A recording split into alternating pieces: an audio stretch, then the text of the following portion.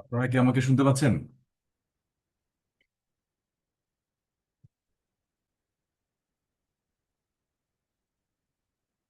আমাকে শুনতে পাচ্ছেন আপনারা? জি sir.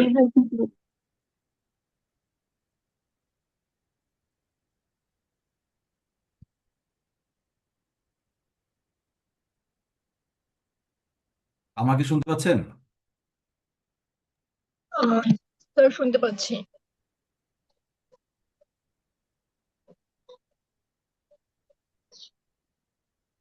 The Bluetooth is after connected. Net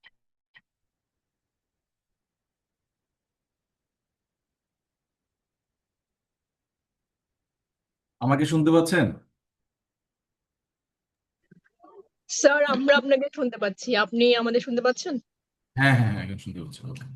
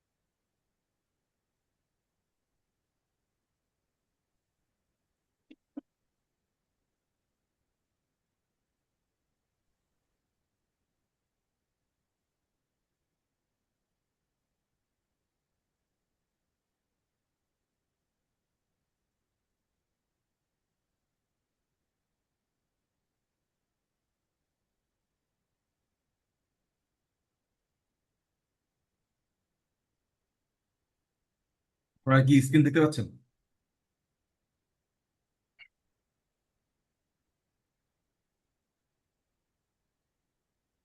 screen দেখা যাচ্ছে?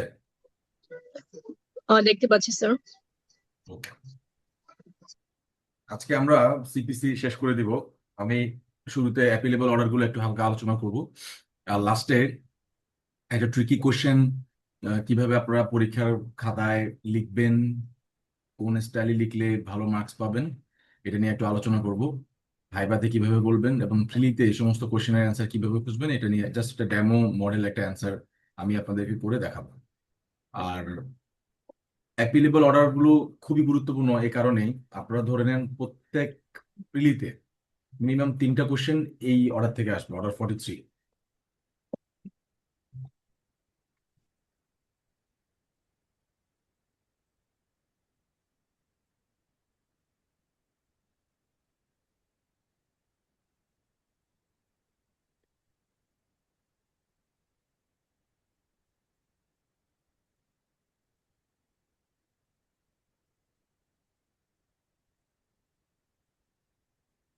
এটা একটু সময় দেন, আমি এটা পিডিএফ করে নিই।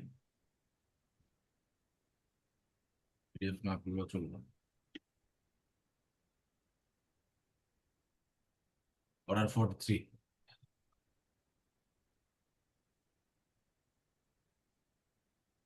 কারণ আমরা জানি আদেশের বিরুদ্ধে কি হয় না, আপিল হয় না। তাহলে যে সমস্ত আদেশের বিরুদ্ধে আপিল হয় সেগুলো নিশ্চয়ই অনেক গুরুত্বপূর্ণ আদেশ, এবং সেগুলো প্রায় কোর্টে প্র্যাকটিস হয়। সবসময় মনে রাখবেন, আপনারা যখন পেনাল কোড, সিপিসি বা এভিডেন্স অ্যাক্ট বা অন্যান্য আইন যখন পড়বেন, আপনারা এমন ধারাগুলো পড়বেন যে ধারাগুলো রেগুলার কোর্টে প্র্যাকটিস হচ্ছে। যেমন আপনারা সবসময় দেখে থাকবেন পেনাল কোড থেকে এমন ধারা আসে যে ধারাগুলো কোর্টে রেগুলার প্র্যাকটিস হয়। এমন ধারা থেকে প্রশ্ন করে না যেগুলো কোর্টে অবসোলেট বা যেগুলো প্র্যাকটিস কোর্টে সচরাচর করা হয় না। কারণ আপনারা ভবিষ্যতে জাজ হবেন বা লয়ার হবেন, আপনারা এমন ধারা নিয়ে কাজ করবেন যেগুলো খুব প্রচলিত, যেগুলোর মামলা সচরাচর হয়, এই সমস্ত বিষয়। তো এখানে যে 43-তে যে 25টি বা 26টি আপনার অ্যাপিলেবল অর্ডারের কথা বলা আছে, এগুলো অত্যন্ত গুরুত্বপূর্ণ। কারণ মানে এগুলোর সাথে পার্টিদের গ্রিভেন্স জড়িত।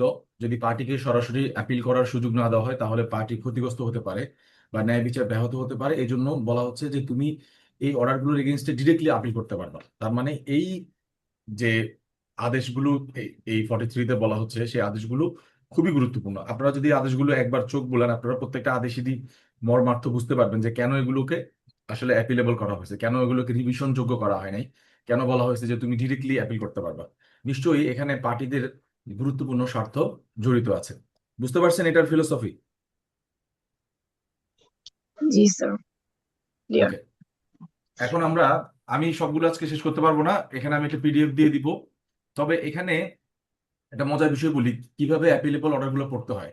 এখানে এখানে তো হচ্ছে 1 2 3 করে এরকম সিরিয়াল দেওয়া আছে যে আপনি কোন আদেশের বিরুদ্ধে অ্যাপিল করতে পারবেন, কিন্তু আপনারা দেখবেন যে আদেশটা আসতেছে কোন ঘটনার প্রেক্ষিতে, আদেশটা আসতেছে কোন রুলের প্রেক্ষিতে, কোন অর্ডার থেকে আসতেছে, ওইটা দেখতে হবে। মানে মূল ঘটনা ফ্যাক্টস আমাকে জানতে হবে। যেমন ধরেন এখানে বলা হচ্ছে অর্ডার রিটার্নিং দ্য প্লেন্ট।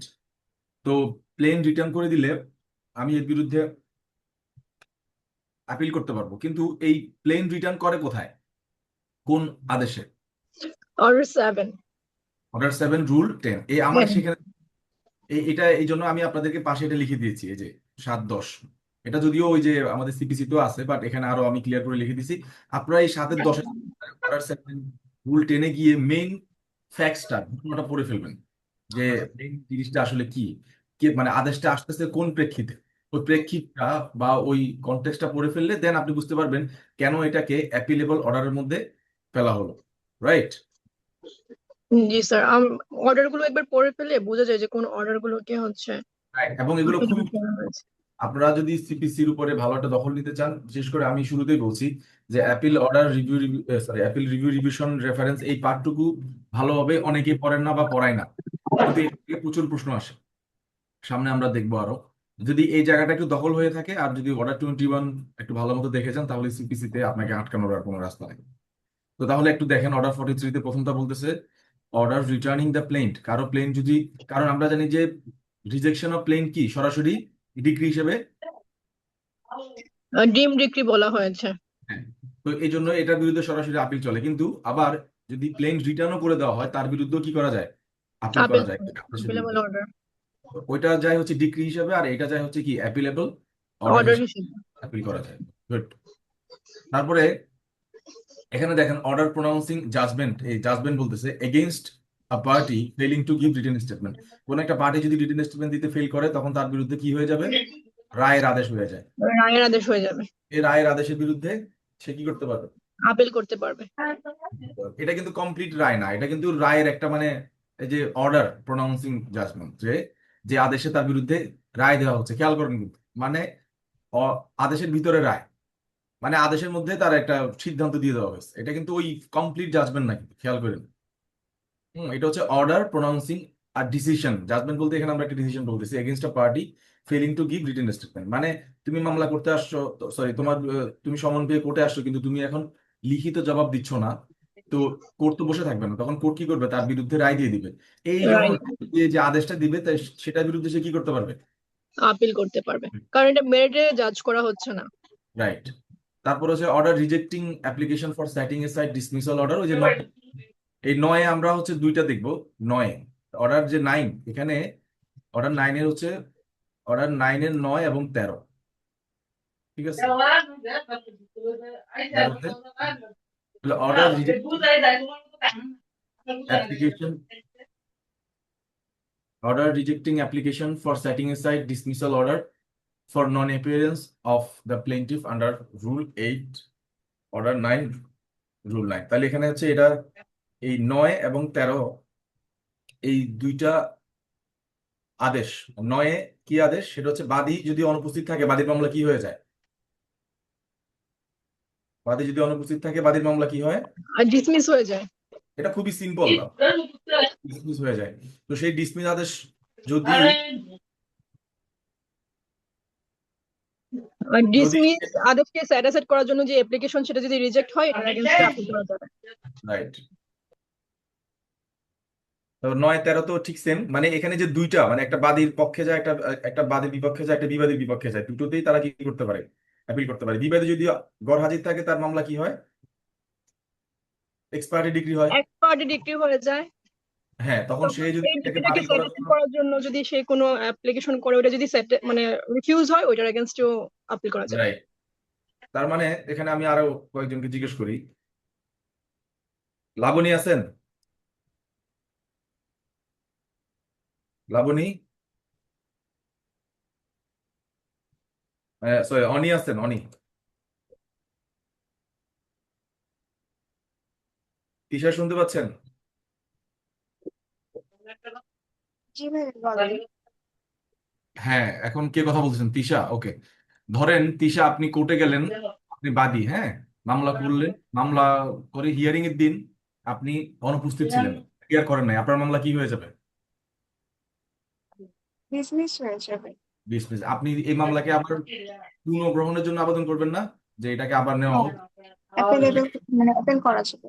হ্যাঁ, তো সেটা যদি খারিজ হয় তখন আপনি কি করবেন? অ্যাপিল করব। কথা কথা বলতেছে কার বাসায়, ওখান থেকে একটু মিউট করে দেন।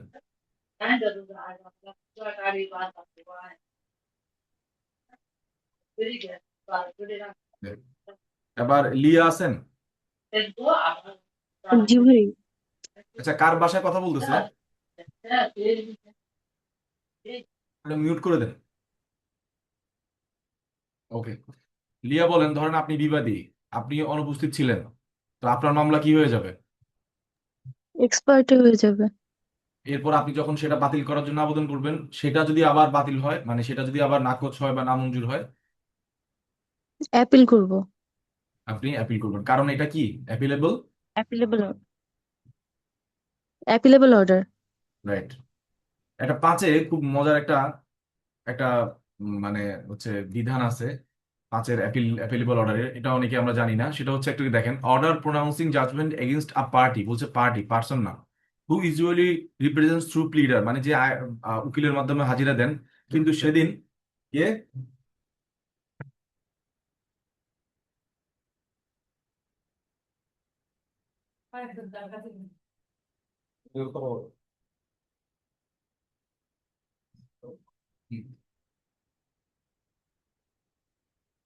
সে সাধারণত উকিলের মাধ্যমে হাজিরা দেয়, কিন্তু যেদিন কোর্ট তাকে কিছু ইন্টারোগেটরিজের জন্য ডাকছে সেদিন সে কোর্টে কি হয় নাই, হাজির হয় নাই, তখন তার মামলা কি হয়ে যাবে, তার বিরুদ্ধে রায় হয়ে যাবে তাদের।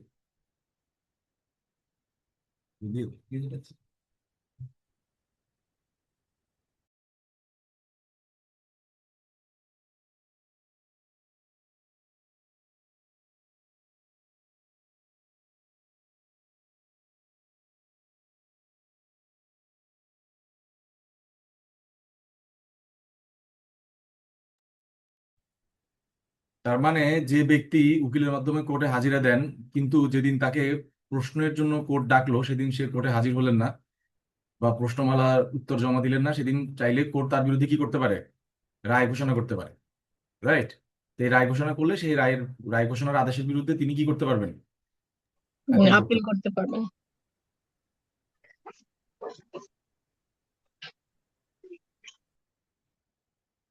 পারবেন।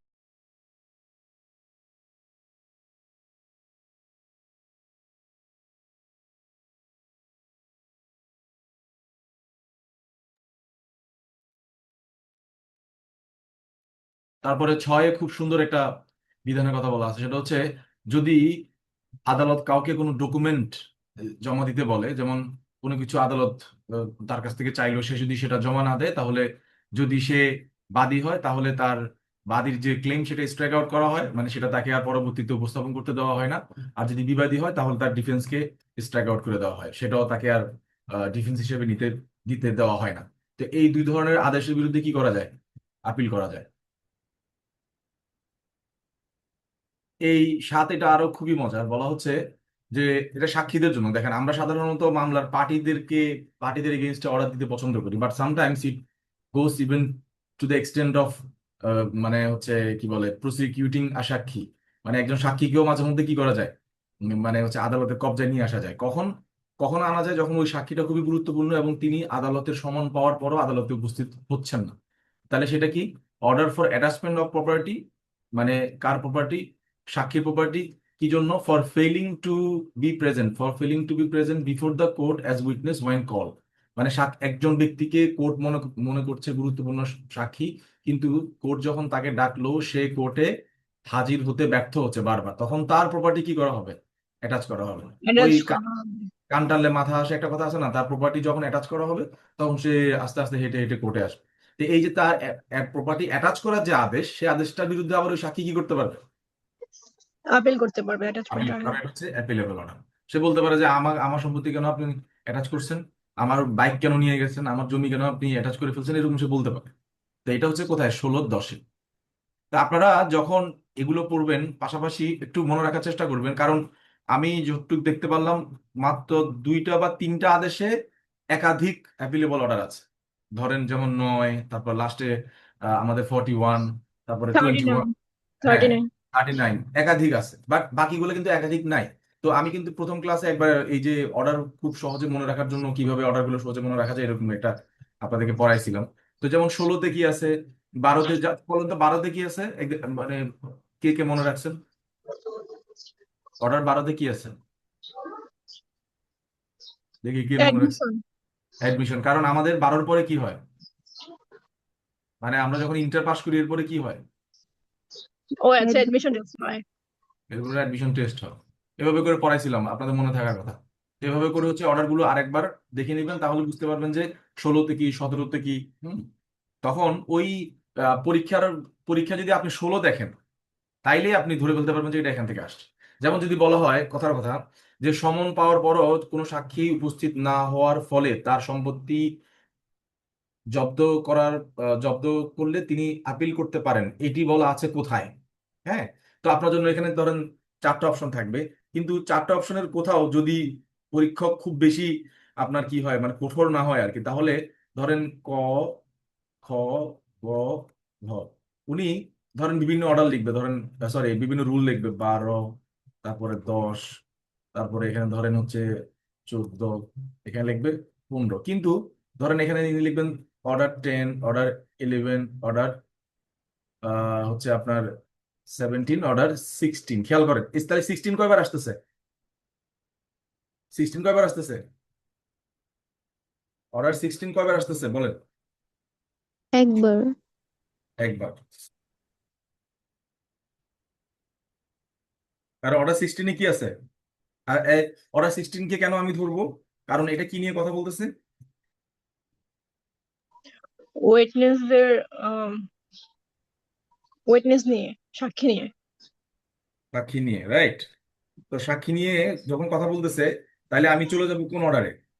আমি কোন অর্ডার খুঁজবো? আর 16। 16 খুঁজবো। কারণ 16তে কিসের কথা বলা আছে? সাক্ষীদের কথা বলা আছে, এরকম। তাইলে আমি এই যে পরীক্ষক কিন্তু এই 16টা বা দুই জায়গায় দিবেন না, মানে আপনার প্রতি এত কঠোর কিন্তু পরীক্ষক হবেন না। ইনি 16 এক জায়গাতেই দিবেন। আপনি যদি এই 16 সাথে উইটনেস বা 16 উইটনেস সম্পর্কে বলা আছে, সেটা হচ্ছে কি সামানিং অ্যান্ড অ্যাটেন্ডিং অফ উইটনেসেস, মানে সাক্ষী হাজির করা বা সাক্ষীকে সমন দেওয়ার এই ব্যাপারটা হচ্ছে আদেশ 16তে আলোচিত হয়েছে, রাইট? তো এই 16তে যখন এটা আলোচিত হয়েছে, আমি তো জানি 16 সাক্ষী নিয়ে ডিল করে, আর এটা সাক্ষীদের নিয়ে কথা বলতেছে, তাহলে আমি অ্যান্সার করবো কোনটা? গ। 16। Clear? তাহলে সেক্ষেত্রে আমার এক্সাক্ট রুলটা যদি মনে নাও থাকে, আমি যদি আদেশটাও যদি মাথায় রাখি, তাহলে কিন্তু আমি অ্যান্সারটা খুঁজতে পারতেছি। যদিও মানে এত কঠিন প্রশ্ন করে না, সাধারণত বিধানটা জানতে চায় যে কি। তারপরও আমরা ভালো করার জন্য অনেক সময় রুল এবং অর্ডারটা মনে রাখি। এবং যদি অর্ডার রুল মনে নাও থাকে, অ্যাটলিস্ট যেন অর্ডারটাও যেন আমাদের কি মনে থাকে। ক্লিয়ার? বুঝা গেছে? যেমন অ্যাপিয়ারেন্স এবং নন অ্যাপিয়ারেন্স অফ পার্টিস কোন অর্ডারে আছে? অর্ডার 9। তারপরে ইনজাংশনের ব্যাপারটা কোথায় আছে? অর্ডার 39। এটা 39। খুবই মানে বহুল ব্যবহৃত, বহুল আলোচিত। অ্যাবেটমেন্ট, ডেথ, এটা কোন অর্ডারে আছে? 22-এ। 22-এ। অর্ডার অর্ডার অর্ডার আপিল কোন অর্ডারে আছে? অর্ডার 41। 41। এগুলো মানে বহুল আলোচিত। এরপরে যে যেমন আরজি আছে হচ্ছে কততে? আরজি 7। রিটেন স্টেটমেন্ট কততে? 8-এ। 8।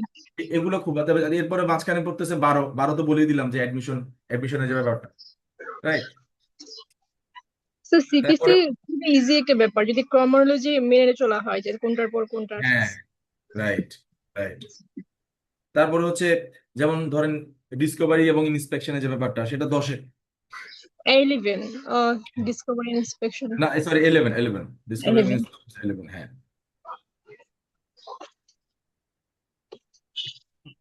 এভাবে করে পড়ে ফেললে এরপরে আর কোনো সমস্যা হওয়ার কথা নেই। তারপরে সবচেয়ে ইম্পর্টেন্ট একটা হচ্ছে, আরেকটা অর্ডার হচ্ছে অ্যাডজর্নমেন্ট। অ্যাডজর্নমেন্ট নিয়ে যদিও কোনো আমি দেখি নাই, মানে অ্যাডজর্নমেন্টের অর্ডারে কোনো অ্যাপিলেবল অর্ডার নাই, আমি পাই নাই। 17। 17 অ্যাডজর্নমেন্ট, রাইট। এইভাবে করে মানে জাস্ট একটা ট্রিক শিখাই দিলাম, পরীক্ষক অনেক বেশি কঠোর হবেন না। যেমন দেখেন, উনি কিন্তু একটা অর্ডার দুইবার লেখেন না, উনি একটাতে লিখছেন অর্ডার 10, অর্ডার 11, অর্ডার 17। দুই জায়গাতে যদি 16 দিত, তখন আমি কনফিউজ হয়ে যেতাম যে রুলটা কোনটা। কিন্তু উনি অর্ডার শুধু একটাই লিখবেন। তো আমি যদি সেই অর্ডারটার সাথে যদি আমি প্রশ্নের যে ফ্যাক্টটা কানেক্ট করতে পারি, যেমন এখানে বলা হচ্ছে সাক্ষীর কথা, কার কথা বলা হচ্ছে? সাক্ষীর কথা, পার্টিদের কথা বলা হয়নি। পার্টির যদি কথা বলা হলে তখন আমি অন্য অর্ডার খুঁজতাম। যেহেতু সাক্ষীর কথা বলা হচ্ছে, কি বলা হচ্ছে? যে যখন কোনো সাক্ষীকে সমন দেওয়া হয় সাক্ষ্য প্রদানের জন্য, এবং তিনি সাক্ষ্য প্রদান করতে ব্যর্থ হন এবং তার সম্পত্তি ক্রোক করে ফেলা হয়, তাহলে তার বিরুদ্ধে প্রতিকার কি? আপনারা যাবেন হচ্ছে, যেমন অনেক সময় প্রশ্ন এরকম আসতে পারে, আপিল। আপিল আবার পাশে এই ইয়াটাও লিখতে পারে। আবার এখানে বলতে পারে যে আপিল, এখানে লিখতে পারে রিভিশন, রিভিউ। তো আপনারে যদি এরকম মানে ইয়া দেয়, কি বলে, বিধান সরাসরি দিয়ে দেয়, সেক্ষেত্রে আপনাকে বিধানটা অথেন্টিক এবং কারেক্ট কিনা সেটা চেক করতে হবে। তাহলে এখানে আমরা 16 খুঁজবো, কারণ এটা কি নিয়ে কথা বলতেছে? উইকনেস নিয়ে। এভাবে আমরা বের করে ফেলবো। এটা আরো আরো মানে 16তে দুইটা পাইছি আমরা, দেখেন 16তে কিন্তু দুইটা আছে, অথচ 16 অনেকে ইগনোর করে। 16 অনেকে ইগনোর করে। তাহলে আজকে থেকে 16 অনেকে এখানে জেনে গেলেন। সবাই একটু বলুন তো 16তে কি আছে? 16তে কি আছে বলুন তো? কারণ একটা মামলার ব্লাড লাইন, কে বলুন তো, একটা মামলা কিসের ভিত্তিতে কোর্টে আমরা প্রমাণ করি? আর সাক্ষীর এভিডেন্সের ভিত্তিতে এভিডেন্সটা দিয়ে Evidence। ওয়েটনেস এবং এভিডেন্সের একটা গুরুত্বপূর্ণ বিষয় হচ্ছে উইটনেস, কারণ তিনি ওরাল, ওয়েটনেস হ্যাঁ, উনি ওরাল স্টেটমেন্ট দেন। ডকুমেন্টারি এভিডেন্স তো আমি দিব, কিন্তু ডিরেক্ট এভিডেন্স বা ওরাল এভিডেন্স দেওয়ার জন্য আমার কি লাগবে? উইটনেস। ওয়েটনেস লাগবে। আর এই উইটনেসই তো হচ্ছে ডকুমেন্টার কাস্টোডিয়ান। ডকুমেন্টটা থাকে কার কাছে? উইটনেসের কাছে।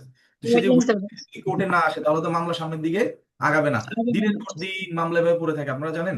এই যে এরকম লেখা থাকে আদেশটা, এরকম লিখে বলে যে অমুক তারিখ PW1 এর বাকি সাক্ষীর জন্য কি লেখা থাকে, PW1 এর বাকি সাক্ষীর জন্য। এই PW1 মানে হচ্ছে কি পাবলিক উইটনেস নাম্বার 1, বা PW1 শেষ হলো আগামী তারিখে PW2 এর জবানবন্দি। মানে এইভাবে করে করে করে 2-3 বছর চলে যায়। শুধু কার জন্য? এই যে ডাব্লিউ ডাব্লিউ মানে কি উইটনেস, উইটনেসের জন্য। ডাব্লিউ মানে কি উইটনেসের জন্য। সুতরাং উইটনেস খুবই ইম্পর্টেন্ট একটা ব্যাপার। এই জন্য এই উইটনেসের যে আদেশ 16, এই 16 আদেশে আমরা 2টা অ্যাপিলেবল অর্ডার পাচ্ছি। একটা হচ্ছে কততে, একটা হচ্ছে 16/10-এ, একটা হচ্ছে 16/20-এ। একটা কততে, 16/20-এ। যদিও এই 10 বা 20 এই রুল গুলো মনে রাখার দরকার নাই, আপনারা কি মনে রাখবেন, শুধু 16 কি মনে রাখবেন। তাইলে আপনারা অনেক কাছাকাছি চলে যেতে পারবেন, যে মানে ক্লোজ করে ফেলতে পারবেন। যেমন ধরেন এখানে থেকে আমি 11 বাদ দিলাম, 17 বাদ দিলাম, 10 বাদ দিলাম, তাইলে আমি কোথায় চলে আসলাম, 16-তে চলে আসলাম, ক্লোজ করে ফেললাম আমার প্রবাবিলিটি অফ কারেক্ট অ্যান্সার্স। তো ঠিক তেমনি করে আমরা এখন 8-এ যাই। লেখা হচ্ছে order pronouncing judgment against a party to give evidence or document while present in the court under rule 20 16। 16-20-তে কি বলতেছে একটু দেখাই। এখানে কিন্তু কোনো উইটনেস বলা নাই, বলছে এনি পার্টি। কি বলছে, এনি পার্টি। পার্টি যদি প্রেজেন্ট থাকে, ওকে যদি বলা হয় যে আপনি কোনো মানে ডকুমেন্ট প্রডিউস করেন বা এভিডেন্স দেন, সে যদি রিফিউজ করে তখন তার এগেনস্টে জাজমেন্ট দিতে পারে, ওইটার এগেনস্টে অ্যাপিল করা যায়। রাইট, সে আপিল করতে পারবে। মানে একটা ব্যক্তি কোর্টে উপস্থিত আছে এবং কোর্ট তাকে বললো আচ্ছা আপনি মিস্টার করিম, বলছে হ্যাঁ, তাহলে আপনি ওই দলিলটা আমাদেরকে দেন, এটা তো আপনার কাস্টডিতে আছে। বলে যে এখন সে তখন দিতে আমতা করতেছে বা রিফিউজ করতেছে কোর্টকে দিতে, তখন কোর্ট তার বিরুদ্ধে কি দিতে পারবে, মানে তার স্বার্থ সংশ্লিষ্ট যে ব্যাপারটা আছে সেইটার এগেনস্টে কোর্ট তখন জাজমেন্ট দিবে। তখন এই ব্যক্তি আবার এই জাজমেন্টের এগেনস্টে কই যেতে পারবে, মানে এই অর্ডারের এগেনস্টে কই যেতে পারবে, সে আপিল করতে পারবে। কি করতে পারবে। তাহলে আমরা 16-তেই 2টা কি কি পেয়ে গেলাম। একটা হচ্ছে এনি, আপিলেবল অর্ডার। হচ্ছে উইটনেসের যে ব্যাপার। এবার একটা মজার বিষয় আপনাদেরকে বলি, নয় আমি এখানে আর বেশি আলোচনা করব না, আমি এখান থেকে বের হয়ে যাব। নয় একটা আলোচনা এটি পিডিএফটা আপনাদেরকে দিব, আমি খুব ডিটেইলে পিডিএফটা করেছি। আপনারা কি বললাম আপনাদেরকে, শুধু অর্ডার এখান থেকে না পড়ে আপনারা মূল যে অর্ডারটা, মানে যেই আদেশের রুল ভায়োলেট বা যে আদেশের রুল এর এগে মানে ভিত্তিতে অর্ডারটা আসতেছে সেখানে চলে যাবেন, সেখানে গিয়ে দেখবেন। যেমন এখানে বলা হচ্ছে order approving or altering an objection prepared by the defendant on the decree of execution। মানে আমরা এখন এক্সিকিউশন অফ ডিক্রিতে চলে যাচ্ছি। তার মানে দেখেন, এভাবে করে আমরা প্রশ্ন বের করব। এক্সিকিউশন অফ ডিক্রি কোথায় আছে, 21। 21। তার মানে আমরা শুরুতে 21-এ চলে যাব। এরপরে মানে আমরা ওই যে আমাদের ইয়ার মধ্যে এমসিকিউর অপশনের মধ্যে 21-কে খুঁজবো। 21-কে যদি 2টা থাকে তাহলে আমরা আরো ক্লোজ করে নিব, বাট আমরা শুরুতে 21-এ চলে যাব। ওকে, সেখানে বলা হচ্ছে order approving or altering an objection prepared by the defendant. মানে ডিফেন্ডেন্ট একটি অবজেকশন দিল, সেই অবজেকশনটা কোর্ট যদি অল্টার করে, হুম, অথবা যেই ড্রাফটের এগেনস্টে অবজেকশন দিল সেটাকে যদি কেউ অ্যাপ্রুভ করে, তাহলে বিবাদী এর বিরুদ্ধে আপিল করতে পারে। আমি এটাকে আরো সহজভাবে আপনাদেরকে বুঝাই, কারণ এখানে আপনারা এখন আপনাদের কাছে সিপিসি আছে, বলুন তো একটু, সিপিসি আছে কারো কাছে? আপনাদেরকে আগে বলছিলাম পড়ানোর সময় একটু বই খাতা নিয়ে বসবেন। সিপিসি আছে কারো কাছে? আচ্ছা আমি ওইখানে দেখা দিচ্ছি। এটা হচ্ছে অর্ডার 21 রুল 34। একটা এক্সাম্পল দিই। ধরেন প্রিএমশনের একটা মামলা হইলো, এখানে আমাদের 2জন স্টুডেন্টকে নেই। ধরেন এখানে নিশি ভার্সেস অনি। তো নিশি অনির বিরুদ্ধে একটা প্রিএমশন মামলা করলো এবং অনি এটা হেরে গেল। তার মানে অনির জমিটা তো অনির প্রিএমশন মামলা, বুঝছেন বিষয়টা, মানে জমিটা এখন কার দলিলের আন্ডারে আছে, অনির দলিলের আন্ডারে আছে। জমিটার এখন বর্তমান মালিক কে, অনি। অনি। মানে যিনি বিক্রেতা, ধরেন বিক্রেতা হচ্ছে এক্স, এটা অনিকে দিল আর কি। তার মানে জমিটার এখন দালিলিক মালিক কে, অনি। অনি। তো মামলা জিতলো কে, নিশি। তাহলে এখন অনি এই জমিটা কাকে দিতে হবে, নিশিকে নিশিকে দিতে হবে। দিতে হবে। তো এটাকে বলা হয় দলিল সম্পাদন। কি, দলিল সম্পাদন। Execution of document. কি বলে, এই যে degree of execution of document, মানে ডকুমেন্ট বা দলিল সম্পাদন। কোর্ট শুধু রায় দিলে হবে না, বরং অনেকে বলবে আগামী 90 দিনের মধ্যে আপনি এই জমি কি নিশিকে রেজিস্ট্রেশন করে দিবেন। মানে যেহেতু এই জমি আপনি রাখতে পারবেন না এটা, কারণ রেজিস্ট্রেশন ছাড়া তো নিশি মালিক হতে পারবে না, পারবে? না। বরং অনি নিশিকে রেজিস্ট্রেশন করে দিল। তো অনেকেই করলো একটা ড্রাফট রেডি করে নিয়ে আসলো, একটা দলিল রেডি করে নিয়ে আসলো, এটা আমাদের কোর্ট নিয়ে আসে, একটা দলিল রেডি করে নিয়ে আসে, আমরা এটাকে অ্যাপ্রুভ করে দিই, পরে এটা সাব রেজিস্ট্রার অফিসে চলে যায়, সেখান থেকে কি হয়, রেজিস্ট্রেশন হয়। এখন অনি এই দলিল, সরি, একটা ভুল হয়েছে আমার, নিশি একটা ড্রাফট রেডি করে নিয়ে আসলেন, বাদী যে একটা দলিলের ড্রাফট রেডি করে নিয়ে আসলেন, এনে কোর্টে জমা দিলেন। কোর্ট কি করবে, এটাকে ওকে করে কোথায় পাঠাবে, সাব রেজিস্ট্রার অফিসে পাঠাবে, সাব রেজিস্ট্রার সেটাকে কি রেজিস্ট্রেশন করবেন। এখন নিশি যখন একটা দলিল এরকম রেডি করে নিয়ে আসলো, অনি দেখলো যে এখানে একটা দাগ বেশি দেওয়া আছে, বা জমির পরিমাণ বেশি দেওয়া আছে, বা চৌহদ্দিতে ঝামেলা আছে, তখন অনি কি করবে, এখানে অবজেকশন দিবে না? হ্যাঁ দিবে। দিবে। দিবে না? দিবে, এই ড্রাফটে অবজেকশন দিবে। হ্যাঁ দিবে, কারণ খতিয়ানে ভুল নাম্বার চলে আসবে। হ্যাঁ, আসতে পারে। এই অবজেকশনটাকে কোর্ট যদি অল্টার করে, না মানে, বা নিশির দেওয়া ড্রাফটটা যদি কোর্ট কি করে, সরাসরি অ্যাপ্রুভ করে, অ্যাপ্রুভ করে তাহলে দেয় ক্ষতিগ্রস্ত হবে কে? অনি, অনি, ডিফেন্ডেন্ট। তখন সে কি করতে পারবে? আপিল করতে পারবে। ক্লিয়ার? বুঝা গেছে? Yeah. তার মানে এখান থেকে আমরা যেটা বুঝলাম সেটা হচ্ছে, কোন একটা দলিল সম্পাদনের ডিক্রিতে, দলিল সম্পাদনের ডিক্রি তো বুঝছেন, উদাহরণ দিছি না, দলিল সম্পাদনের ডিক্রি বুঝছেন? বা ধরেন হ্যাঁ দলিল, দলিল সম্পাদনের আরেকটা উদাহরণ দেই, এখানে ধরেন নিশি ভার্সেস অনি। তো অনি নিশির সাথে একটা এগ্রিমেন্ট অফ সেল করলো, কি করলো, বায়না করলো, কি করলো, বায়না করলো, তারা এই 10 শতক জায়গা বিক্রি করলো। কিন্তু সে বায়নার 6 মাস যাওয়ার পরও কি রেজিস্ট্রেশন দিচ্ছে না, বা কবলা দিচ্ছে না, বুঝতে পারছেন? হ্যাঁ তাইলে এখন আমি কবলা সম্পাদনের মামলা করবো না? হ্যাঁ করবো। তো আমি এখন কোর্টের কাছে চাইবো, কোর্ট যেন অনিকে বাধ্য করে যে তুমি নেক্সট 30 দিনের মধ্যে যে এক্সিকিউট করে দেবো। তুমি যে বায়না করেছো, সে বায়নার মূলে তোমার এই 10 শতক জমি নিশির নামে কি করে দাও, সম্পাদন আহ, সম্পাদন করবো। এবং রেজিস্ট্রেশন করে দাও। এটাকে বলা হয় কি, দলিল সম্পাদনের মামলা। কি মামলা? দলিল সম্পাদনের মামলা, বা চুক্তি প্রবলের মামলা বলে আর কি, এটাকে আমরা কি বলি, চুক্তি প্রবলের মামলা। মানে যে বায়নার তো একটা চুক্তি না, তো যেভাবে চুক্তি করছো ঠিক সেভাবেই তুমি সম্পাদন করো, মানে স্পেসিফিক পারফরমেন্স অফ কন্ট্রাক্ট। তো স্পেসিফিক পারফরমেন্স কি, যে স্যার সে আমার কাছে 10 শতক জায়গা বিক্রির জন্য বায়না করেছিল, কিন্তু 6 মাস যাওয়ার পরও, এবং আমি সম্পূর্ণ টাকা দেওয়ার জন্য রেডি থাকার পরও সে টাকাও নিচ্ছে না, এবং আমাকে কি পুরো জমিটা লিখেও দিচ্ছে না। এখন আপনি তাকে বলেন, বাধ্য করেন যেন আমাকে 30 দিনের মধ্যে এই জমিটা লিখে দেয়। তো কোর্ট সেভাবে সাক্ষ্য প্রমাণের পরে যদি দেখে হ্যাঁ, আসলে একটা বায়না হয়েছে, বায়না মূল্য গ্রহণ করেছে, কিন্তু কোনো ধরনের জাস্টিফাইবল রিজন ছাড়াই সে বায়নাটা দিচ্ছে না, তখন কোর্ট অনিকে বলবে আপনি 30 দিনের মধ্যে এই জমি নিশির নামে লিখে দিবেন। এটাকে কি বলা হয়, execution of decree of document. ঠিক আছে? বোঝা গেছে? এখন ধরেন নিশি কি করলো, সুন্দর করে একটা ড্রাফট রেডি করে নিয়ে আসলো, কারণ সে বাদী, সে লিখে নিয়ে আসলো যে কষ্ট করা লাগবে না স্যার, এটাই ড্রাফট, এটার উপরে দেন। সেখানে কোনো জায়গায় একটা দাগ বা কোনো ক্ষতি, কিছু ভুল ভুল আছে যেটা অনির জন্য ক্ষতিকর। দেখা গেল অনি বিক্রি করতেছে 20-21 দাগের জায়গা, ওখানে লেখা আছে 20-22। এটা হচ্ছে নাল জমি, এটা হচ্ছে, এটা হচ্ছে ভূমি। তাইলে অনির লস হচ্ছে না? তো অনি তখন এখানে কি দিবে, অল্টার দিবে, বা এখানে অবজেকশন দিবে। সেই অল্টারেশনের অবজেকশন যদি না মানে, এক, এবং যদি এটা যেভাবে আসে সেভাবে কোর্ট কি করে দেয়, অ্যাপ্রুভ করে দেয়, তাহলে ক্ষতিগ্রস্ত হবে কে? অনি হুম। অনি তখন কি করতে পারবে? আপিল করতে পারবে। ক্লিয়ার? Clear sir.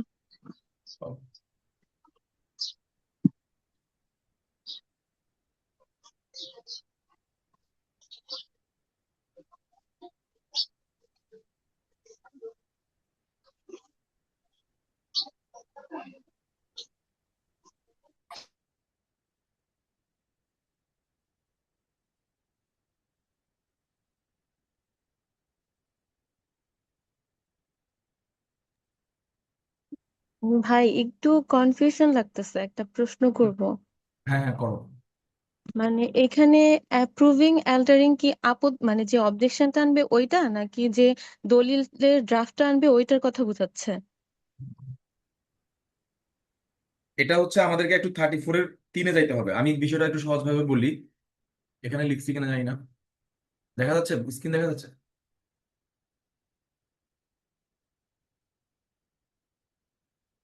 স্ক্রিন দেখা যাচ্ছে।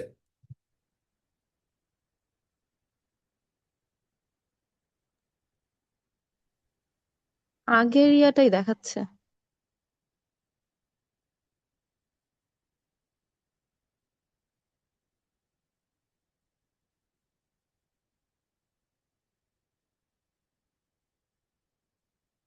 এখন ঠিক আছে?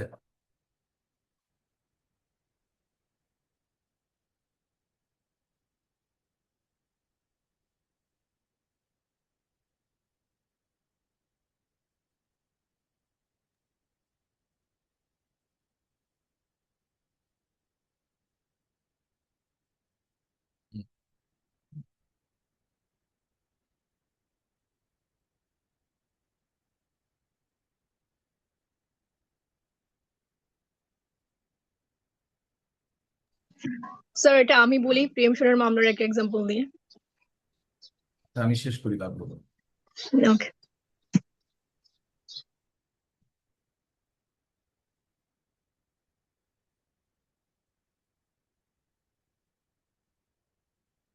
আবার বলি, খেয়াল করেন লিয়া, এটা হচ্ছে এই ধরনের যখন এক্সিকিউশন অফ ডকুমেন্টের বা দলিল সম্পাদনের মামলা হবে, সেখানে যদি এখানে বলা হচ্ছে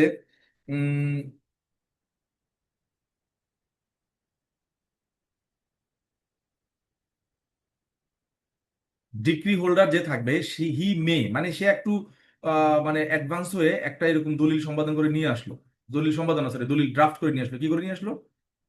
ড্রাফট। খেয়াল করেন, অনেকেই কিন্তু এরকম আনে, মানে এরা আগে থেকে প্রিপেয়ার থাকে যে স্যার এই দলিল রেডি করে নিয়ে আসছি, আপনি জাস্ট এটার উপর দিয়ে বলেন যে এটা রেজিস্ট্রেশন করার জন্য পাঠানো হোক, মানে এই দলিল সম্পাদন করার জন্য অপরপক্ষকে নির্দেশ দেওয়া হোক। এরকম দলিল একটা ড্রাফট করে নিয়ে আসে। কি করে নিয়ে আসে? ড্রাফট। এই ড্রাফট যে করছে, এই ড্রাফটের একটা কপি কাকে দেওয়া হয়? জাজমেন্ট ডেটরকে। কাকে দেওয়া হয়? জাজমেন্ট ডেটরকে। জাজমেন্ট ডেটরকে দেওয়া হয় এটা পড়ার জন্য। কি করার জন্য? যে ঠিক আছে কিনা দেখো, নাকি তোমার বাড়িঘর সব লিখে ফেলছে একসাথে। তখন সে দেখে যদি বলে ওকে ফাইন, তাহলে তো কোনো সমস্যা নাই, অ্যাপ্রুভ হয়ে যাবে সরাসরি। আর যদি সে দেখে কি দেয়, অবজেকশন দেয়, কি দেয়?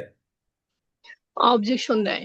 যে স্যার এখানে দাগ খতিয়ানে ভুল আছে, এখানে উত্তর দিকে চৌহদ্দি ভুল আছে, মানে আমার হচ্ছে যেটা দলিলে নাই সেটাও সে এখানে লিখে ফেলছে, মূল দলিলে যেটা ছিল না সেটাও লিখে ফেলছে। এরকম যদি কিছু সে অবজেকশন দেয়, সে অবজেকশনটা কোর্ট তখন নিবে। নেওয়ার পর কোর্ট দেখবে, কোর্ট যদি হ্যাঁ তখন অ্যাপ্রুভ করে, খেয়াল খেয়াল করেন, অ্যাপ্রুভ করে কি, ড্রাফটটা সরাসরি অ্যাপ্রুভ করে, মানে অবজেকশনটাকে কি করলো, ডিফাই করলো, অবজেকশনটা নিল না। কি করলো না? নিয়ে অবজেকশন সরাসরি অ্যাকর্ডিং অল্টার করে দিল না, হ্যাঁ, মানে অবজেকশনটা না নিয়ে সরাসরি ড্রাফটটা কি করে দিল, অ্যাপ্রুভ করে দিল। অ্যাপ্রুভ করে দিল। এই যে এই জন্য অ্যাপ্রুভিং কথাটা আসছে। অথবা যে অবজেকশনটা দিল সেটাকে কোর্ট কি করে দিল, অল্টার করে দিল, মানে অবজেকশনটাকে কোর্ট নাকচ করে দিল। দুটো একই কথাই। বা মানে এই অল্টারেশনের কারণে তো হচ্ছে বিবাদীর কি হচ্ছে, বিবাদীর গ্রিভেন্স আসতেছে, মানে উনি সন্তুষ্ট নন, রাইট? সন্তুষ্ট হলে তো আর অ্যাপিল করতেন না। এবার বুঝা গেছে? তার মানে approving or altering an objection prepared by the defendant on the decree of execution, এই অবজেকশনটা কিসের কিসের উপর দিচ্ছে? কিসের উপর দলিলের দিচ্ছে? ড্রাফটের উপরে। ড্রাফট। Very good. ড্রাফটের উপর। এবার বুঝা গেছে? ড্রাফটটা কে বানাচ্ছে? Degree holder. হ্যাঁ, বাদী। বা কাকে দিচ্ছে? কোর্টকে। কোর্ট এই ড্রাফট কাকে দিচ্ছে? জাজমেন্ট। ডিফেন্ড জাজমেন্ট ডেটরকে। না, এখানে আমরা এক্সিকিউশন বিক্রিতে আছি, এখানে আমরা ডিফেন্ডেন্ট বলবো না, কি বলবো? জাজমেন্ট। জাজমেন্ট ডেটর। এই যে শব্দ ডিগ্রি চয়ন, হোল্ডার। শব্দ চয়ন কিন্তু বুঝতে হবে। যদি আপনি এক্সিকিউশন অফ ডিক্রি লেখেন, সেখানে যদি একবার বাদী লেখেন, আপনার পরীক্ষক কিন্তু চাইলে আপনাকে নাম্বার কম দিতে পারে। সেখানে কি লিখতে হবে? Decree degree holder, judgement debtor. Judgement এটাও সে এই এই শব্দ চয়ন কিন্তু খেয়াল রাখতে হবে। তারপরে এরপরে তাকে যখন দিবে এর জাজমেন্ট এটাও, সেখানে অবজেকশন দিতে পারে। অবজেকশন দেওয়ার পরে অবজেকশনটা যদি অল্টার করা হয়, অথবা অবজেকশনটাকে পুরোটা নাকচ করে যদি ওই আগের ড্রাফটটা সরাসরি অ্যাপ্রুভ করা হয়, তাহলে কি হবে? তাহলে জাজমেন্ট ডেটর আপিল তাহলে করতে পারবে। জাজমেন্টের ইয়ে অ্যাপিল করতে পারে। রাইট। Very good.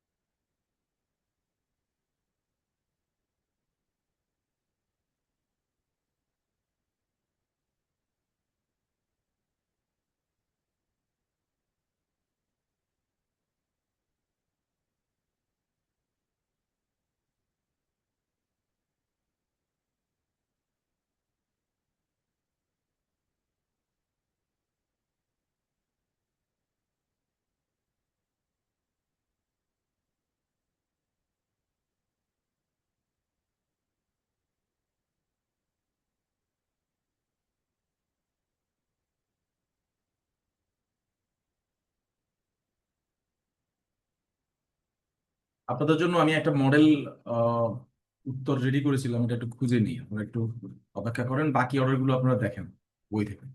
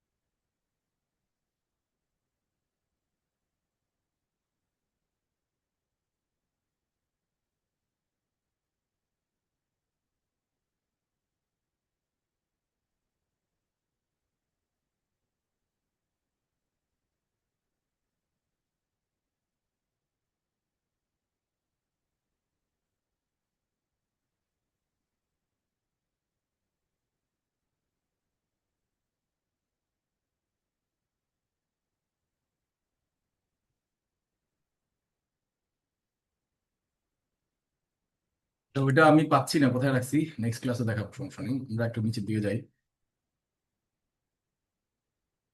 তাহলে আমরা এখন 21-এর শুরুতে পাইলাম কি, 21-এর 34, সেটা কি, সেটা হচ্ছে দলিল সম্পাদন ড্রাফটে। দলিল সম্পাদন খেয়াল করেন, মানে খুব সহজে খেয়াল করেন, দলিল সম্পাদন ড্রাফটে যদি বিবাদী কোনো অল্টারেশন দেয়, অবজেকশন দেয়, সরি, বিবাদী যদি কোনো অবজেকশন দেয় এবং সেটার কে যদি কোর্ট অল্টার করে দেয়, বা বাদীর ড্রাফট, সরি বাদী বলতেছি আবার, ডিক্রি হোল্ডারের ড্রাফট যদি সরাসরি অ্যাপ্রুভ করে, তাহলে জাজমেন্ট ডেটর তার বিরুদ্ধে কি করতে পারে, আপিল করতে পারে। আমারও ভুল হচ্ছে, বাট এটা আমাদেরকে একটু চর্চা করতে হবে। যখনই এক্সিকিউশন অফ ডিক্রির কথা আসবে, অবশ্যই কি বলবো, বাদী না বলে কি বলবো, ডিগ্রি হোল্ডার আর জাজমেন্ট লেটার। জাজমেন্ট ডেটর।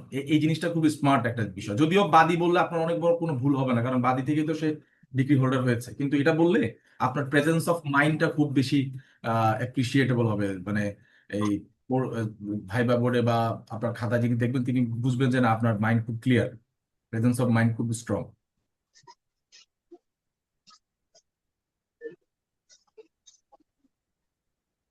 এখানে একটা জিনিস খেয়াল করেন, order dismissing the attachment of degree holders, attachment for degree holders default under rule, এটা যদিও আমাদের অর্ডারে নাই, কিন্তু এটা আসছে কোথা থেকে, এটা আসছে হচ্ছে কলকাতার হাইকোর্টের একটা গ্যাজেট থেকে।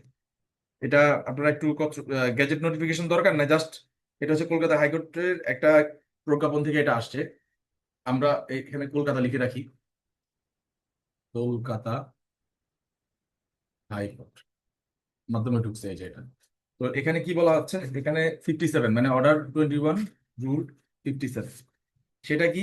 সেটা হচ্ছে ধরেন কারো একটা প্রপার্টি অ্যাটাচ করা হলো, কি করা হলো, প্রপার্টি অ্যাটাচ করা হলো, কিন্তু পরবর্তী কার্যক্রমে, খেয়াল করেন, পরবর্তী কার্যক্রমে ডিগ্রি হোল্ডারের কি পাওয়া যাচ্ছে, ডিফল্ট পাওয়া যাচ্ছে, অবহেলা করতেছে। তাহলে সেই অ্যাটাচমেন্ট কি করা হবে, সেই অ্যাটাচমেন্ট আবেদন কি করা হবে, স্যাটিসফাইড করে দিতে হবে। খারিজ করা হবে, অ্যাটাচমেন্টে ডিটারমাইন করা হবে, মানে অ্যাটাচমেন্টটা শেষ করে দেওয়া হবে। আমি ডিগ্রি হোল্ডারের অনুকূলেই সম্পত্তি অ্যাটাচ করলাম তার ডিগ্রি বাস্তবায়ন করার জন্য, সে নিজেই কি করতেছে, ডিফল্টিং পার্টি।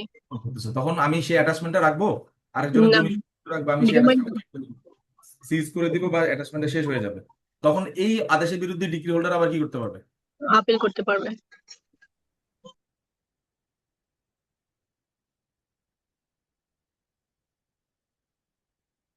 এবার মজার একটা বিষয় বলি, order releasing the attach property for its being not in the complete position of judgement ডেটর।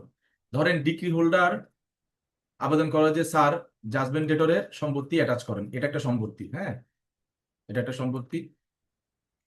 তো মামলাটা চলতেছে কার বিরুদ্ধে, জাজমেন্ট ডেটরের বিরুদ্ধে, সম্পত্তিটা কার, জাজমেন্ট ডেটরে। ডেটরের। তাহলে আমরা তো ধরেন এই জাজমেন্ট ডেটরের নাম হচ্ছে এক্স আর ডিগ্রি হোল্ডারের নাম হচ্ছে ধরেন পি। তো এখন আমরা এক্স এর জায়গায় তো কি করব, অ্যাটাচ করব। কিন্তু যদি দেখা যায় যে এই জায়গাটা এক্স এর না, এই জায়গাটা হচ্ছে কার, ওয়াই এর, তাহলে ওয়ার। এই জায়গাটা কি অ্যাটাচমেন্টের আন্ডারে থাকা উচিত? না, তাহলে এটা কি করে দিব, রিলিজ করে দেব। এই আমি যখন এটা রিলিজ করব তখন ডিগ্রি হোল্ডার গেল হচ্ছে গরম হয়ে, সে সে অ্যাগ্রিড হয়ে গেল, এটা আপনি রিলিজ কেন করলেন, এটা কেন রিলিজ করলেন। তখন সে এই যে অ্যাগ্রিড হলো, এটার বিরুদ্ধে সে কি করতে পারবে, আপিল করতে পারবে। বাকিরা বুঝছেন? দেখি কে কে বুঝছেন, লিয়া বলেন তো বুঝছেন কিনা,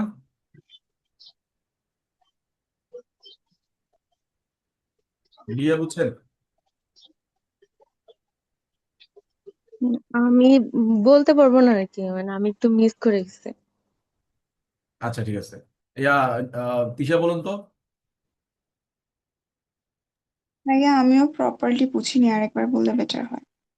মানে এখানে খেয়াল করেন, আপনারা কি আমাদের আমাদের সাথে এক্সিকিউশন অফ ডিগ্রি করছেন না, ডিগ্রি এক্সিকিউশনের যে 21 অর্ডার 21 আমাদের সাথে পড়ছেন না, এটা তো মনে থাকার কথা। আমি আরেকবার বলতেছি, খেয়াল করেন, কোথাও যদি না বুঝেন ইনস্ট্যান্ট বলবেন, হ্যাঁ। আমরা এখন অর্ডার 21 আছি, কোথায় আছি, অর্ডার 21, তিশা থাকেন লাইনে। এটা হচ্ছে কি এক্সিকিউশন অফ ডিক্রি। তো এক্সিকিউশন অফ ডিক্রি বেসিক্যালি কি জিনিস, একবার পড়াইছিলাম না, বলেন তো কে, কি জিনিস বেসিক্যালি?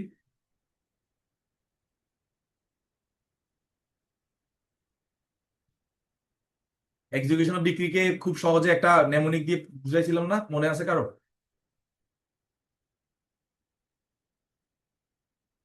অ্যাটাচমেন্ট, সেল, তারপরে কি, অ্যারেস্ট, আর কি,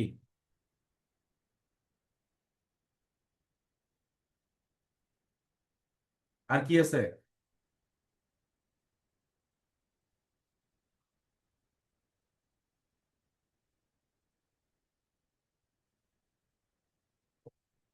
এগুলোই তো, অ্যাটাচমেন্ট, সেল, অ্যারেস্ট বা কি, ডিটেনশন, এটা এগুলোই হচ্ছে ডিক্রি বাস্তবায়ন। তো এখানে যখন ডিক্রি হোল্ডার মামলা ডিক্রি এক্সিকিউশনের জন্য আবেদন করবেন, কার বিরুদ্ধে, জাজমেন্ট ডেটরের বিরুদ্ধে। আমরা ডিক্রি হোল্ডারের নাম দিচ্ছি হচ্ছে পি, জাজমেন্ট ডেটরের নাম দিচ্ছি হচ্ছে এম, কে ভার্সেস। তো এখন ডিক্রি হোল্ডার জাজমেন্ট ডেটরের বিরুদ্ধে ডিক্রি পেয়েছে, ধরেন 5 লাখ টাকা ডিক্রি পেয়েছে, একটা কথার কথা। তো 5 লাখ টাকা জাজমেন্ট ডেটর দিতে পারবে না, তার একটা সম্পত্তি আছে, কি আছে, সম্পত্তি আছে যার দাম ধরেন 4 লাখ টাকা। এখন সে এই সম্পত্তিটা অ্যাটাচ করার জন্য বলবে আদালতকে, কাকে বলবে, আদালতকে। আদালত। আদালত এটা কি করবেন, অ্যাটাচ করবেন, কি করবেন, অ্যাটাচ করবে। অ্যাটাচ করবে। এখন পরবর্তীতে দেখা গেল এই এই জায়গাটা কার জায়গা বলেন তো, কার জায়গায় অ্যাটাচ করবে? এটা এম এর জায়গা হিসেবে অ্যাটাচ করেছিল, বাট এটা অ্যাটাচ এম করবে এর না। নাই। কিন্তু পরবর্তীতে দেখা গেল এই জায়গাটা এম এর না, এটা হচ্ছে কার? এক্স এর। কার? এক্স এর। তাহলে এই জায়গাটা কি অ্যাটাচ করা ঠিক হবে নাকি রিলিজ করে দিতে হবে? কিসের? এক্স কে কোর্টকে বলবে যে এটা এম এর না, আপনি এটা রিলিজ করে দেন, এটা আমার, তখন কোর্ট এটা রিলিজ করে দেবে। বুঝা গেছে? তিশা বুঝতে পারছেন? জি ভাইয়া, বুঝেছি এবার। তাইলে আপনি আরেকজনের জায়গাতে অ্যাটাচ করতে পারবেন না। আপনি তো যিনি জাজমেন্ট ডেটর, যিনি বিবাদী, তার জায়গায় অ্যাটাচ করবেন, কারণ সেই তো ডিফল্টে আছে, সেই তো বিবাদী। তাইলে এটাই বলা হচ্ছে যে order releasing the attach property for its being not in the complete position of judgement debtor. Judgement ডেটরের দখলে যে জায়গাটা নাই সেটা কি করে দিতে হবে? রিলিজ করে দিতে হবে, কারণ সেটা আরেকজনের দখলে আছে, আরেকজন সেটা খাচ্ছে, আরেকজনের সাথে কানেক্টেড।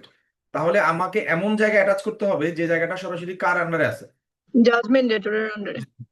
অন্যের আন্ডারে থাকলে সেখানে তো আমি সেটা তো আমি সেলও করতে পারবো না, সেটা আমি কিছু করতে পারবো না, কারণ সেটা আরেকজনের আন্ডারে আছে। সে কি আবার কি দলিল দলিল নিয়ে আসে, সে আবার কি মালিকানা দাবি করে, আমি তো জানি না। আমাকে এমন জায়গায় অ্যাটাচ করতে হবে যেটা এক্সক্লুসিভলি জাজমেন্ট ডেটরের পজিশনেই। কোর্ট পজিশনে আছে।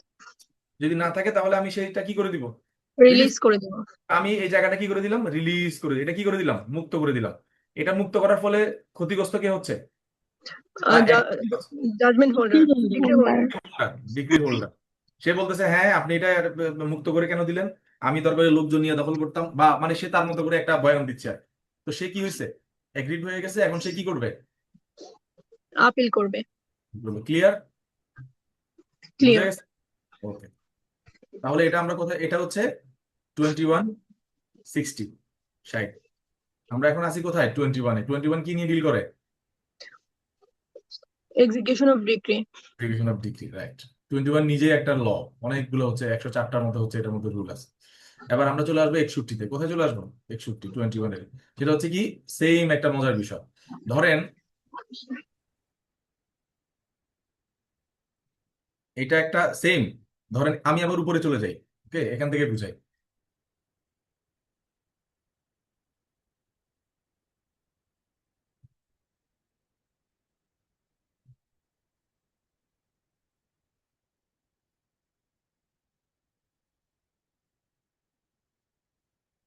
ধরেন এখানে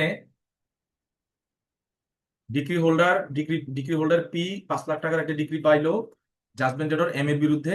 এই জায়গাটা হচ্ছে কার? এম এর। এই জায়গাটা কার? এম এর। কথার কথা, এটা কোর্ট ধরে নিচ্ছে এটা এম এর জায়গা। আমরা একটু আগে দেখলাম যে এটা যদি এম এর জায়গা না হয়ে যদি এন এর জায়গা হয়, তাহলে এটা কি হয়ে যাবে? রিলিজ হয়ে যাবে। কি হয়ে যাবে? রিলিজ হয়ে যাবে। এটা আমরা বুঝছি। এটা রিলিজ হইলে ডিগ্রি হোল্ডারের মন খারাপ হবে, সে আপিল করতে পারবে, ফাইন। এখন এই জায়গাটা এম এর, কিন্তু ধরেন এই জায়গাটা আমরা জানি এম এর। এই জায়গাটা এখন কোর্ট কি করবে? অ্যাটাচ করবে। কিন্তু এম বলতেছে এটা অ্যাটাচ করা যাবে না। কি যাবে না? এটা যে it's not liable two B attached, এটা কি অ্যাটাচ করা যাবে না। তো এই যে তার যে এম এর যে একটা ক্লেম, কি ক্লেম এটা? যে এটা অ্যাটাচ করা যাবে না।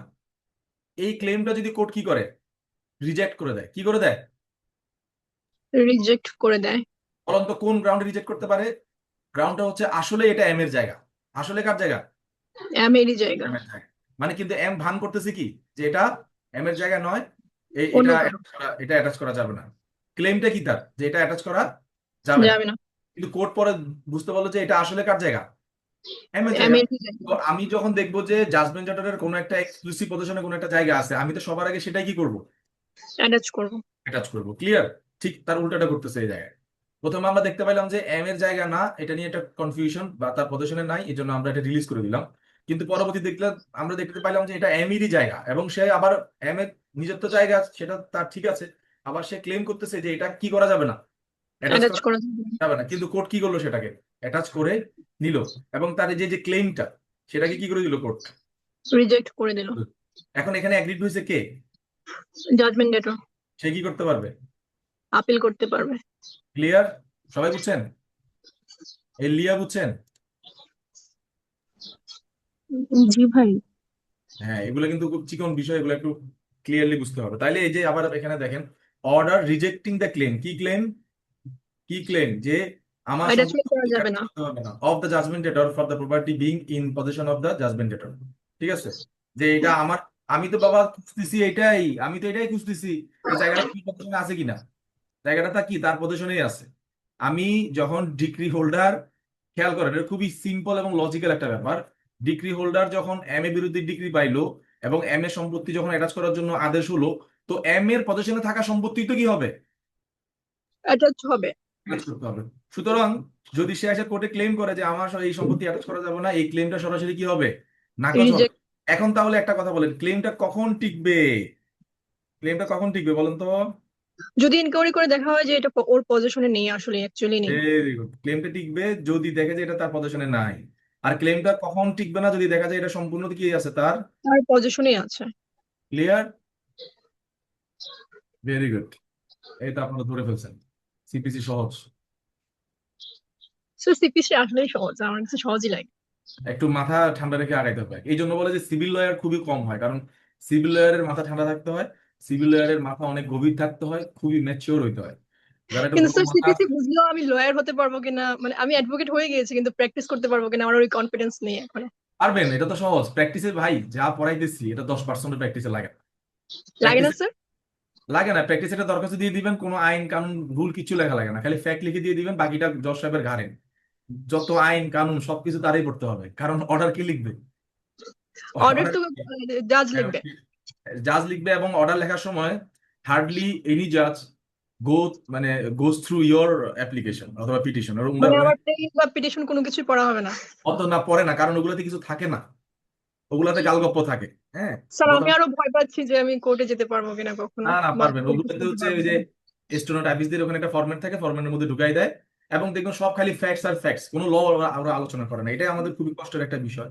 আমরা যখন কোনো একটা পিটিশন দেখি, আমরা চাই সেখানে ফ্যাক্টস এর সাথে ল কে আলোচনা করে সুন্দরভাবে একটা পিটিশন দেওয়া হোক। কোনো ল আলোচনা করে না, কোনো কেস ল দেয় না, কোনো ধারা বলে না, কিচ্ছু বলে না, জাস্ট তো একটা। এটা তো ইন্টারনেটে এখন জাজের উপর চলে যাচ্ছে।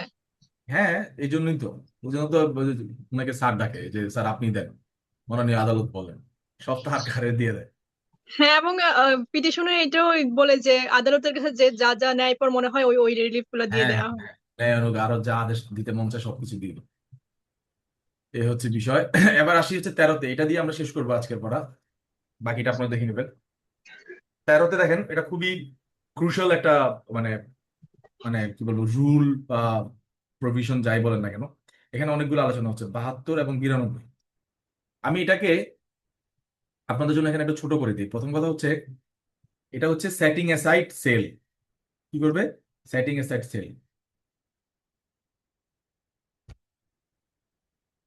এবার একটু উপরে আসি, এই উদাহরণটা বুঝছেন না, এখানে আবার চলে আসি, এখান থেকে দিব, এখান থেকে দিই। জি স্যার।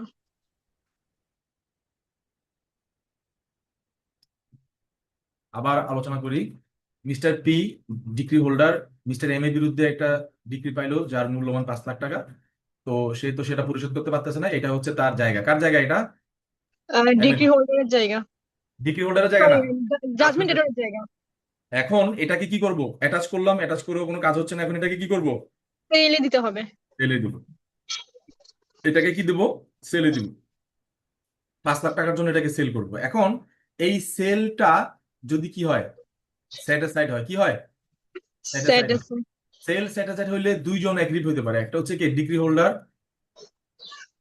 আর একটা হচ্ছে আর যিনি পারচেজার। Purchase, purchaser. ঠিক আছে। এই, এখন এবারে আমরা মূল আলোচনায় আসি। বলা হচ্ছে order setting aside the sale by decree holder which was purchased without the prior permission of the court. তার মানে এই যে আবার আসেন, ডিগ্রি হোল্ডার যদি এই জায়গাটা নিয়ে নেয়, আবার উপরে যাই, ডিগ্রি হোল্ডার যদি এই জায়গাটা কিনে, এই যে মিস্টার মিস্টার পি এই জায়গাটা কিনলো, কিন্তু কোর্টে পারমিশন ছাড়া, কি ছাড়া, স্যার কোর্টের পারমিশন ছাড়া তো ডিগ্রি হোল্ডার কিনতে পারে না।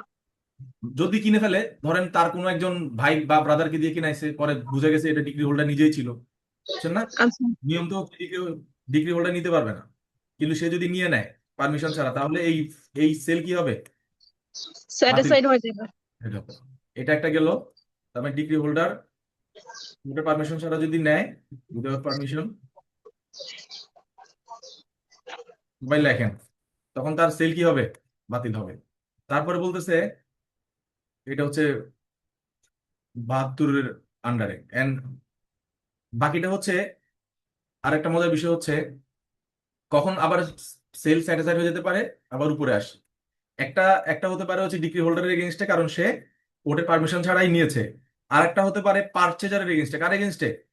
পারচেজার। পার্সেন্টেজের এগেনস্টে কেন বলেন তো? একজন পারচেজারের সেলটা আমি কেন স্যাটিসফাইড করব? জাস্ট দেখি কে বলতে পারেন, কমন সেন্স। স্যার মাথায় আসছে না। যদি সে পুরো টাকা না দেয়, সিম্পল। ও আচ্ছা, যদি সে ডিফল্টিং পার্টি যদি হয়। না, যদি সে সেলের পুরো টাকা না দেয়, ডিপোজিট যদি না দেয়, এই যে ও আচ্ছা, due to the deposit of the decree money and the purchase money, পুরো টাকা আচ্ছা। না দেয়।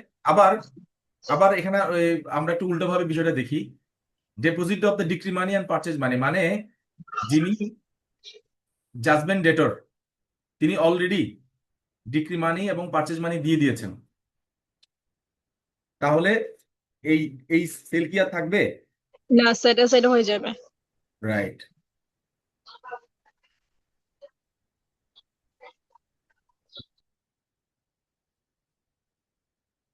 তাহলে এটাকে আমি আরেকবার সহজভাবে এখানে দিই।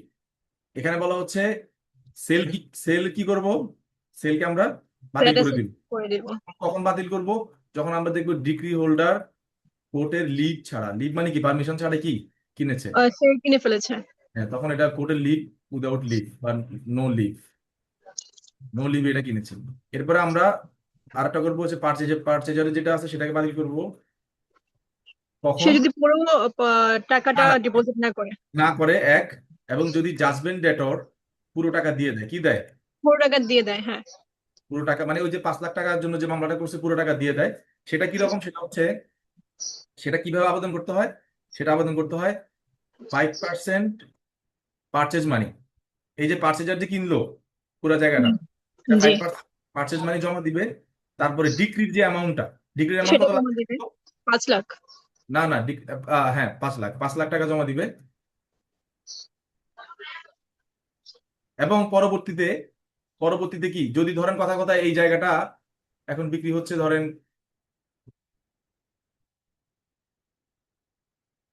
আহ ওই জায়গাটা, এই যে এই জায়গাটা যদি 10 লাখ টাকা বিক্রি হয়, তাহলে পরবর্তী টাকাগুলো দিতে হবে না? দিতে হবে। হ্যাঁ, সেই টাকাগুলো যদি দেয় তাহলে এই সেলটা কি হয়ে যাবে? স্যাটিসফাইড হয়ে যাবে। এই স্যাটিসফাইড হয়ে যাওয়া অর্ডার বা স্যাটিসফাইডের অর্ডারের বিরুদ্ধে আপিল করা যাবে। কি করা যাবে? ক্লিয়ার? Clear sir. তাহলে এখান থেকে আমরা দুইটা জিনিস খুব সহজে শিখি। আমি জানি এটা কঠিন হয়ে যাচ্ছে অনেকের জন্য। একটা হচ্ছে, যদি ডিক্রি হোল্ডার কোর্টের পারমিশন ছাড়া জমিটা কিনে নেয়, ঠিক আছে, উইদাউট পারমিশন, এখানে আছে, আমি এখান থেকে দেখাই যে উইদাউট প্রায়র পারমিশন, মানে কোর্ট যদি পারমিশন দেয় তাহলে নিতে পারবে, কিন্তু কোর্টের পারমিশন ছাড়া যদি নেয় তাহলে এই ডিক্রি কি হবে, সরি এই সেল কি হবে? স্যাটিসফাইড হয়ে যাবে। আরেকটা হচ্ছে, আমি যেই টাকা উত্তোলনের জন্য বিক্রয় করছি, সেই টাকাটা যদি অলরেডি কোর্টে পে করা হয়, অলরেডি কি করা হয়, ডেপোজিট করা হয়, তাহলেও এই সেল কি আর থাকবে? না, থাকবে না। স্যাটিসফাইড হয়ে যাবে। জাজমেন্ট ডেটর এসে বলতেছে, মাননীয় আদালত, আপনি যে আমার জায়গাটা বিক্রি করতেছেন যে 5 লাখ টাকার জন্য, এই নেন, আপনাকে আমি 5 লাখ টাকা দিয়ে দিলাম, আপনি এখন এই সেলটা কি করে দেন? স্যাটিসফাইড স্যাটিসফাইড করে দেবে। করে দেন। এই যে এই তখন যদি স্যাটিসফাইড করার একটা অর্ডার দেয়, এই অর্ডারের বিরুদ্ধে কি করা যাবে? আপিল করা যাবে। বিল করা যাবে। ক্লিয়ার? Clear sir. স্যার আমার এগুলো কনফিউজড, আমি ছিলাম কনফিউজড এই ব্যাপারগুলো নিয়ে, কিন্তু আজকে ক্লিয়ার। তাহলে আমরা এখানে একজনকে জিজ্ঞেস করি, তো দেখি কে বলতে পারবে। তিশা, বলুন তো কি বুঝছেন এখান থেকে? এখানে হচ্ছে হুম। আম,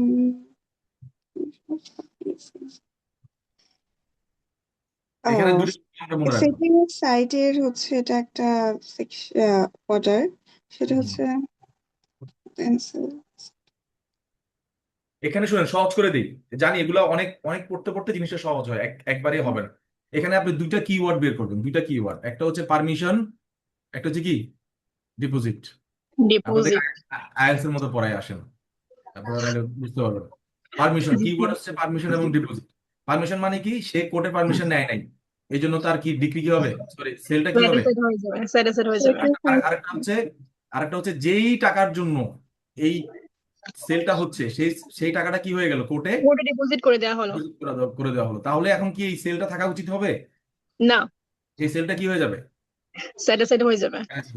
এখন এই সেল স্যাটিসফাইড হওয়ার কারণে যিনি এগ্রিড হবেন, হ্যাঁ, তিনি কি করবেন? অ্যাপিল তিনি করবে। আপিল করবেন। স্যার আমি আরেকটা কথা বলি এখানে একটু। হ্যাঁ হ্যাঁ স্যার কোর্টে যেহেতু জাজমেন্ট ডেটর টাকাটা দিয়ে দিচ্ছে, তো হুম। ডিগ্রি হোল্ডার তো টাকাটা পেয়ে যাচ্ছে, সে আবার যাবে কেন এটা আপিল করতে? তার তো টাকা পাওয়া দরকার, তার তো সেই তার জাজ মানে তার ডিগ্রি হচ্ছে 5 লাখ টাকার, সে 5 লাখ পাচ্ছে। তো হুম। সে আবার কেন যাবে যে আমি না সেলটাকেই আমি রাখবো, এই সেলটাকেই আমি চাই? সে ওই জমিটা তার তার লাগবে, সে বলবে যে না এখানে ঠিক হয় নাই বা ভুলভাল কিছু একটা হয়েছে, যাইতে পারে এটা। মানে এই সেলটা মানে স্যাটিসফাইড করা ঠিক হয় নাই, আমি জমিটা চাই, আমি জমিটা কিছু একটা করে ফেলছি, জমিটা আমার দরকার, অনেক কারণে যাইতে পারে। অনেক সময় দেখা যাচ্ছে না মানে আপনার, আর এখানে টাকার বিষয় না তো, যদি কথার কথা যদি এটা স্পেসিফিক পারফরমেন্স অফ কন্ট্রাক্ট হয়, যদি বায়না চুক্তি বিষয় হয়, আমার তো তখন জমি লাগবে, বুঝছেন? আমি তো টাকা দিয়ে উদাহরণ দিলাম, বাট যদি আমার জমির মানে চুক্তি প্রবলের মামলাতে কি হয়, জমির জন্য হয় না, ইমুভেবল স্যার প্রপার্টির ওটা জন্য তো হয় না। আলাদা গ্রাউন্ড না, কিন্তু এখানে তো আমি ডিগ্রি এক্সিকিউট করার জন্য যাচ্ছি, এই সেলটা তো আমি ডিগ্রি এক্সিকিউট করার জন্য একটা ওয়ে হিসেবে নিচ্ছি। তো আমার হ্যাঁ, তো দরকার আমার টাকা, 5 লাখ টাকা। আমার শুনেন, আমার টাকার দরকার না, আমার দরকার ছিল জমি। জমি পাচ্ছি না দেখে তো আমাকে ক্ষতিপূরণ দিচ্ছে, কথা বুঝছেন না? আমার দরকার তো হচ্ছে জমি। কথার কথা ধরেন এটা ওইটা হচ্ছে, তো 12 আন্ডারে যাবে না, আমার দরকার জমি, ওইটা তুমি 12 আন্ডারে করলাম, ঠিক আছে, কিন্তু আমি যখন 21 মানে 21, আমরা তো এই অর্ডারটা পড়তেছি অর্ডার 21 এর হ্যাঁ এক্সিকিউশন অফ ডিক্রির, আমরা একটা ওয়ে যে সেল করে আমি ওই টাকাটা নিতে পারি, তো সেলটা অ্যাবসলিউট হয়ে যাওয়ার পর আমি সেলটাকে সেট অ্যাসাইড করে দিচ্ছি। এইখানে হুম, এগ্রিভ হচ্ছে জাজমেন্ট ডেটর, মানে জাজমেন্ট মানে সেলটাকে আমি সেট অ্যাসাইড করে দিলে জাজমেন্ট হোল্ডার মানে সে হচ্ছে এগ্রিভ হচ্ছে, সে বলবে যে না আমি আপিল করবো যাতে এই সেট অ্যাসাইড না করে। কিন্তু মানে আমি যেহেতু জাজমেন্ট ডিগ্রি হোল্ডার, তো আমার তো কাজ, আমি একটা 5 লাখ টাকার ডিগ্রি পেয়েছি, ওই 5 লাখ টাকা আমি ওর জাজমেন্ট হোল্ডার থেকে মানে ডিগ্রি, হ্যাঁ জাজমেন্ট ডেটর থেকে আমি নিব। তো আমি তো যে কোনো ভাবে 5 লাখ পেয়ে গেলেই আমার হচ্ছে, তো আমি কেন চাইবো যে না এই সেলটাকে সেট অ্যাসাইড করা যাবে না, আমি এটার জন্য আপিল করব? আপিল সে করতে পারে, কিন্তু এখানে ডিগ্রি হোল্ডারের আপিল টিকবে কিনা সেটা হচ্ছে বিষয়, তবে পারচেজারের আপিল টিকতে পারে। থার্ড হ্যাঁ, পার্টি আমি এটা পার্টিসিপের আপিলটা দিতে পারে, কারণ সে এটা বুনাফাইডলি সে কিনছে এটা। এই জন্য এখানে উম, উম, এই জন্য এখানে কিন্তু এনি পার্সন বলছে, কি বলছে? Any person. এনি পার্সন, এখানে কিন্তু ডিগ্রি হোল্ডার পারচেজার কিছু, আমি জাস্ট উদাহরণ দেওয়ার জন্য আপনাদেরকে ডিগ্রি হোল্ডার এবং পারচেজারের কথা নিয়ে আসছি। বলা হচ্ছে কি এনি পার্সন। ওকে, হ্যাঁ তাহলে ঠিক আছে, ডিগ্রি হোল্ডার না হলে এনি পার্সন ঠিক আছে। তো এনি পার্সনের মধ্যে ডিগ্রি হোল্ডারও তো পড়ে নাকি? হ্যাঁ পরে। তো সে যদি আপিল করে আপনার কোর্টে, আপনি তখন তার আপিল খারিজ করে দিবেন, ঠিক আছে? বলবেন যে আপনার তো টাকাই দরকার ছিল, আপনি তো হ্যাঁ টাকা পাই। আপনার টাকার প্রয়োজন, আপনার তো পেয়ে কিন্তু গেছেন। আপিল সে করতে পারবে না এরকম কোনো কথা নেই, সে করতে পারে। এখন সে কি জন্য করবে, কেন করবে, আপনাকে আরো 10 বছর মামলা ঘুরানোর জন্য করবে কিনা, এটা তার বিষয়। মানে আমাদের তো কোর্টে সবসময় মামলা তো আর রিলিফের জন্য করে না, মামলা অনেক সময় হয়রানির জন্য করে। ক্লিয়ার? স্যার বলাই থাকে যে মামলা আমি রায় পাবো কি পাবো না সেটা ব্যাপার না, আমি মামলাটা মানে ওর এগেনস্টে আলাদা করবো। হয়রানি হয়রানি করবো, রাইট? হ্যাঁ। তো ঠিক আছে, তাহলে আমরা আজকে এখানে রাখি। 13 পর্যন্ত আপনারা তাইলে বাসায় কষ্ট করে 1 থেকে 13 পর্যন্ত এগুলো আরেকবার দেখে নেন, আমি পিডিএফটা দিয়ে দিচ্ছি। আর বাকিগুলো একটু দেখে নেবেন। আমরা আগামীকালকেও সকালের দিকে আরেকটা ক্লাস করব, ওই ক্লাসে আপনাদেরকে একটা মডেল কোশ্চেন অ্যান্সার কিভাবে করে সেটা দেখাবো। আবার বলে রাখি, আপনারা অনেক অনেক কিছু লিখবেন, কোনটা বাদ দিবেন, কোনটা বেশি সুপারফ্লুয়াস হবে, একটু সংক্ষিপ্ত কোনটা হবে, কোন জিনিসটা বাদ দিলে নাম্বার একদমই আসবে না, এগুলো নিয়ে আলোচনা করব। ইনশাল্লাহ এটা রিটেনের জন্য আপনাদেরকে ভালো কাজে দিবে, মানে রিটেন বলতে যারা বার রিটেন দিবেন বা বিজিএস রিটেন দিবেন সবার জন্য কাজে দিবে। ঠিক আছে? ভাইয়া, হ্যাঁ কালকের পরে কি আবার আমরা পেনাল কোড নিয়ে শুরু করব? হ্যাঁ হ্যাঁ হ্যাঁ, কালকে সিবিসি শেষ করার পর এরপর নতুন ক্লাসে নতুন সাবজেক্টে স্টার্ট করবো। ঠিক আছে, ওকে।